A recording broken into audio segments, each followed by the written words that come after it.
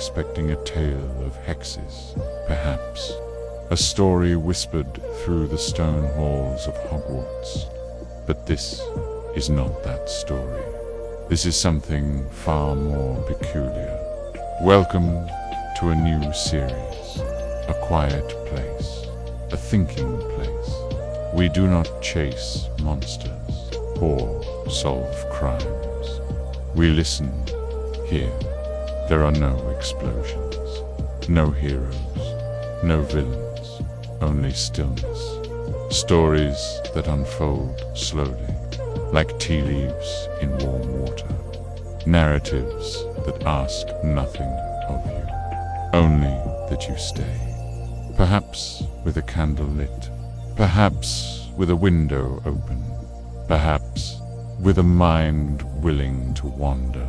In each episode, I will read to you, not as a professor, not as a guardian of secrets, but as a voice in the quiet tales of ordinary people, in extraordinary stillness, a space where nothing happens too quickly. And that is precisely the point that we begin today, with a story called The Day the World Slowed Down. Let us begin. Started with silence, not the silence of dread, not the hush before disaster, but a quieter quiet, the kind that slips into a room without knocking and sits beside you, as if it's always been there. Miles Hendricks was not a man who made time for tea. He was a man of schedules, deadlines, a man who drank coffee from tall cups with names he couldn't pronounce, a man who had not touched his own teapot in years. But that morning, something changed. His phone died, not a low battery, not a cracked screen, just silence. No lights, no sounds, no explanation, and for the first time in a long time, Miles looked out the window, not at an app, not for a forecast. He simply looked. It was raining without thinking. He opened a cupboard, moved aside a jar of old screws, and there it was, the teapot, porcelain, faded, but still intact. He filled the kettle, boiled the water, dropped in a tea bag he couldn't remember buying. The scent floral, maybe lavender, rose softly into the air. He poured it slowly, and then he sat.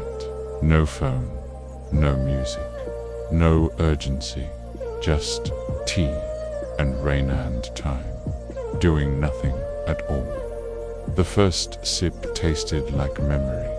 He couldn't explain it, but it tasted like his grandmother's kitchen, like the summer he spent in a quiet city where no one knew his name, like waking up before dawn and knowing, somehow, that everything was all right. He finished the cup, and still he didn't move. After a while, he found an old notebook.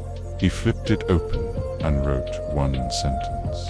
I forgot how to be slow. He underlined it. Then he stared at it. For a long time, not with pride, not with regret, just understanding.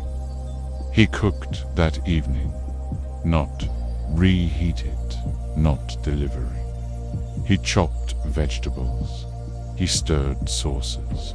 He burned his tongue on the first taste and laughed out loud, alone. He set the table, one plate, but still a full setting, and he ate, slowly, with a window open, listening to the rain. That night, he read a book, a real one, with pages. He didn't scroll, he didn't refresh. He turned the page, and the world turned with him. He fell asleep before finishing the chapter. And for once, that felt like a victory. The phone remained silent the next day. He left it that way. Instead, he walked.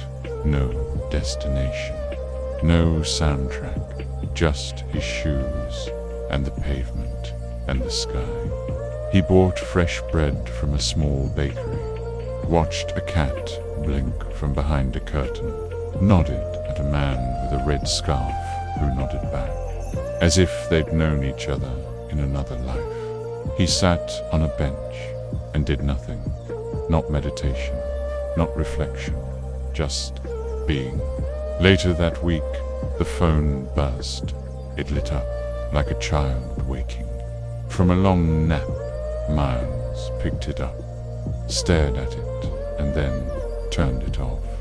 He made tea again and smiled. That washed the story.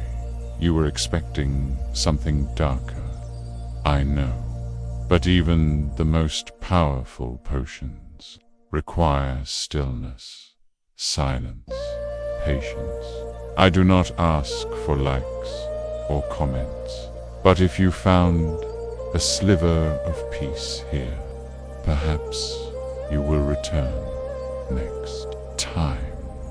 Bring your tea, and remember, stay quiet, stay observant, and above all, stay still.